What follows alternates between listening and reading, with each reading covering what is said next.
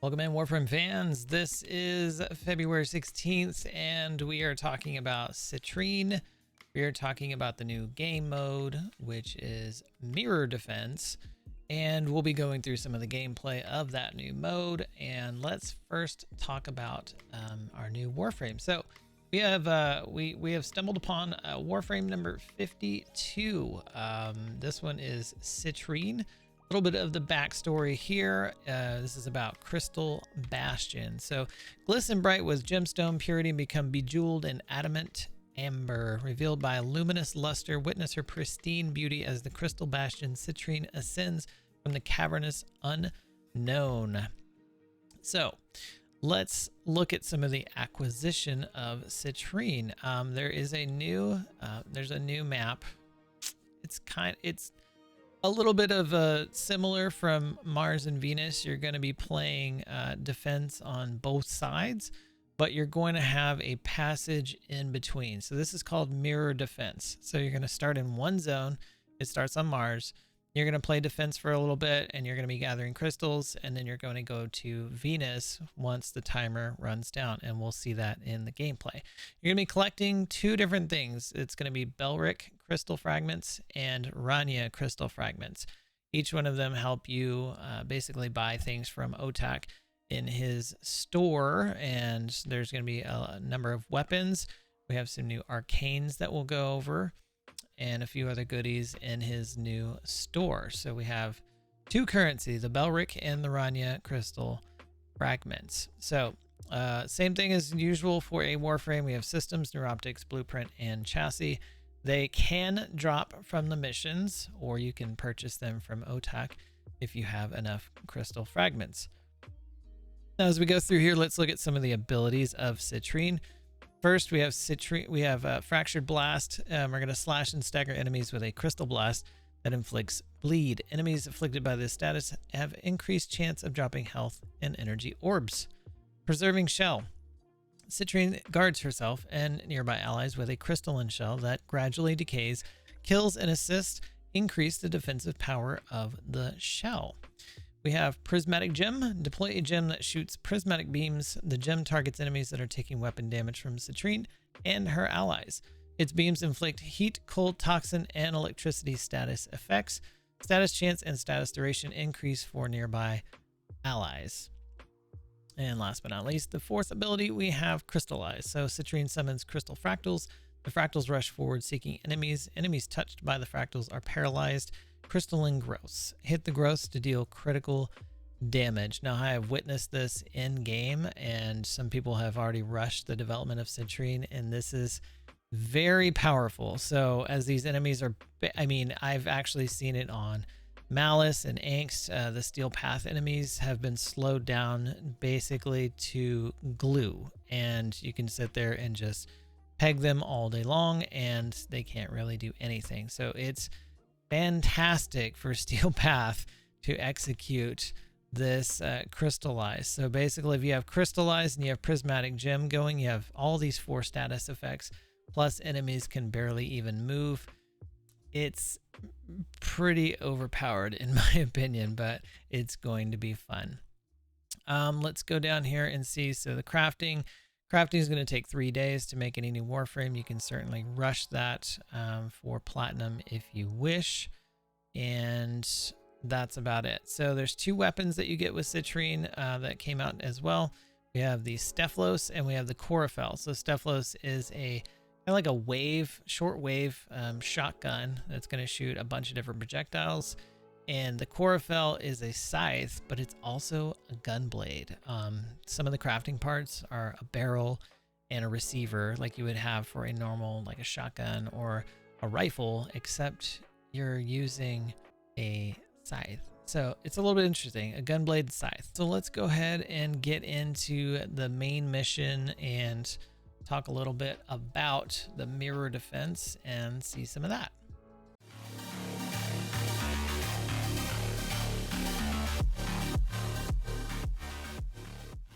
All right, welcome in. This is, we'll get to the mission here in just a second, but you're actually going to be prompted to look at a message in your inbox. So let's see what Otak has to say. Hey, Chip. So there's a super secret place on Mars, Tyano Pass. Nothing to do with any old legends. It's not really or secret. Awesome crystals or anything. Probably doesn't even exist. I marked it on your map for you, so you can make sure you don't go there on accident. Whoever wrote this was really bored. Not come see me afterwards either. It's Winky face. Winky face. That's my favorite part. I think we need to replay it just for winky face. But anyways, that's the mission. So what you want to do is head over to navigation, and we're going to go to Mars. Let's escape out of there, go to Mars, and we'll be hitting up the new mission, which is Tyano Pass. You can do this on regular, or you can do it on Steel Path. We have Grenier and Corbus. Their levels 25 to 30, so not super tough. All right. So it's a familiar map here on Mars, except we have a crystal to defend instead of the normal. You want to use anything in here that you would normally use for defense. So if you have like Korra is really good, Vauban's really good, something like that. The enemies aren't really that tough. They're not going to destroy the crystal too closely, but you want to leave probably 1 or 2 people on the crystal. And you're going to hear Tile Rigor talk about enhancing his tube men with these crystals, and so that's what he's sending his little army in to come and get them. Honestly, it's not too hard. See those crystals in the background that were on that rope? Those are what you want to collect during the map, and so you want to have at least 2 or 3 people running around and collecting those, because they will, you can see them in front of me right there above. Those will add up to your citrine remnants collected. Once you collect enough of those, it will give you a deposit, and that's the currency that you're going to use whenever you go back to Otak. So you want to collect those all over the map. You can see I didn't collect them there, but that's coming later. Our team is collecting them as we go. All right, just run around and kill some things here. Pretty easy peasy, like a normal defense mission is. The only side objective you have is collecting fragments as you go. Now you'll notice there's a timer on your left hand side underneath Rania's crystal. That's how long each round lasts, and so when you're on this side of the map, you've got roughly 2 minutes until you need to swap over, defend the health of the crystal. And there you go, there's our deposit. We got 5x Belric crystal fragments. Each piece of Citrine, or the weapons that Citrine has, they cost both currency. It's not one or the other, and so you'll want to be playing these for a while because you'll need to collect fragments for Belric and Rania, and we'll see that when we go check out the store. But for now, we are just collecting crystals, defeating enemies, and defending Rania's crystals so the enemy doesn't bring it down, because that will end our adventure. We've got about 2 seconds left, and we're going to transition to the other side of the map, which is Venus. All right, let's go ahead and head over to Venus.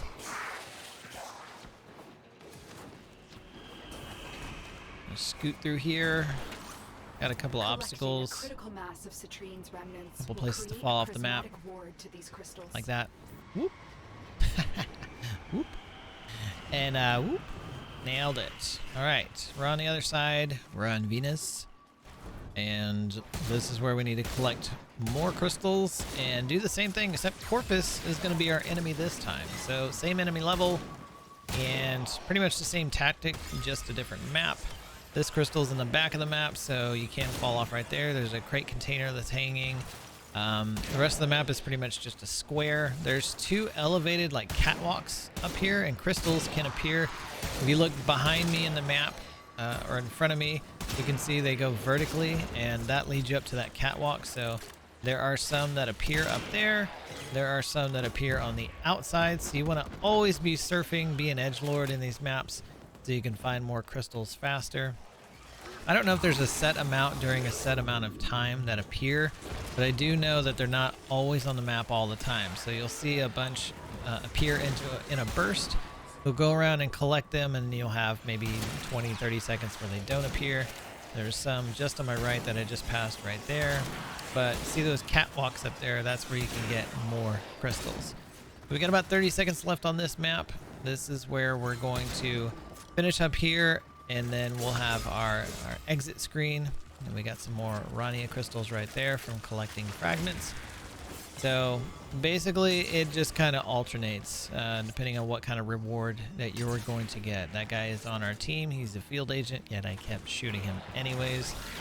Perfectly fine. I'm gonna be okay. So not too many enemies left here, but the timer has run out. So this is basically just a farming mission. And so you can quit here, or you can take your reward and you can move on to round 2. Now what we want to do is go over to Otak and see, with these crystals, what does it take to buy these sets? And what do we have so far collected as currency? And just a note, whatever you amass as far as currency can help you buy it, but these are also drops. You can get blueprints for each piece of the weapons. You can get blueprints for Citrine herself, and you won't have to buy a thing, but the drops are pretty rare. So let's go ahead and go over to Otak in the store and see what he's got for us. All right, fast travel. Otak. Hey! Otak is quite pleased to see you. I think I did do the smiley face on him. All right, unearth Citrine. Oh, you know about Citrine and Belric and Rania? Okay. I love that story. Lloyd says it isn't true, This is though. it's gonna take quite a bit. I did not say that, Otak. I merely said that it has been significantly embellished. I'll let them finish their nonsense while they talk. All right, so here's the amount that I picked up. This was 5 rounds of the new mission, and we got 110 Rania crystal fragments and 115 of the Belric. Each time you do the defense mission, you basically get one side and one side, and so you have equal opportunity to sort of get both. It's interesting that some of these parts cost more of the Belric. So the blueprint is the same. This is 350, 350, 350, and then like the Chlorophyll receiver costs more of the Rania crystal. And like the Stephalos blueprint costs more of the Belric. Now, why they chose to change the currency on some of these, I'm not quite sure, but it's even for a few of these. Some of them cost more Belric, some of them cost more Rania. So here's all the parts to make the heavy. So Chlorophyll's weird because it has a barrel, which looks like a blade. Interesting. You need 1 barrel, 1 handle, 1 receiver, and barrel and receiver are generally parts for guns, but this is a shotgun, so that's why they did that. And then we have the handle. Normally this would be handle and blade, or it might have 2 handles, 2 blades if it was a double-sided, like the Quando Prime. For Stephalos, let's see what that is. We've got an energy projectile burst forth from the Stephalos and grows as it rushes towards enemies. The projectile's duration increases when it hits an enemy. When Citrine fires the Stephalos, its projectile speed increases. So let's take a look at that up close. Look at our stats. So accuracy is 100. We have quite a short range of fall off. It's a very short range, but very high accuracy. Crit chance starts, reloads 2.4, very, very slow. It's not silent. Critical chance is 14. Critical multiplier, that's not a bad starting multiplier, 2.2. Status effect is 22%. That's pretty low as well. I'm guessing this gun is going to do well from multi-shot mods. It has a standard heat proc as a status to begin with, so you're making things like gas and blast very easy, or radiation very easy to make with this one, only adding 1 mod to make that. So yeah, there you go. Projectile speed increases with Citrine, so that is the bonus. That's the innate bonus for using Citrine. The new Warframe. I haven't gotten any of these parts to drop during the match. that I did, but I did get arcane double back. So we have 4 new arcanes. So let's go through those real quick. So we have arcane steadfast. On ability cost, 20% chance that the next 3 abilities will not cost energy. So if you have a frame that is heavy spam, then this is going to be helpful for you. We have primary plated round. On reload, deal increased damage per round loaded based on max magazine size. Lasts for 10 seconds. So we're going to deal increased damage per round based on max magazine size. So if you have like twin Gricatas or a Furus or something with a big magazine, this might actually be really good, depending on how much damage per second you actually get, or the reload. Arcane double back. So gain 25% damage resistance for 4 seconds per dodge, double jump, and bullet jump stacks 3 times. So you get a stack. If you do 3 bullet jumps in a row, you'll get 75% damage resistance. It doesn't say status. I don't know what type of damage. This is overall damage, or if it's just flat, like physical damage.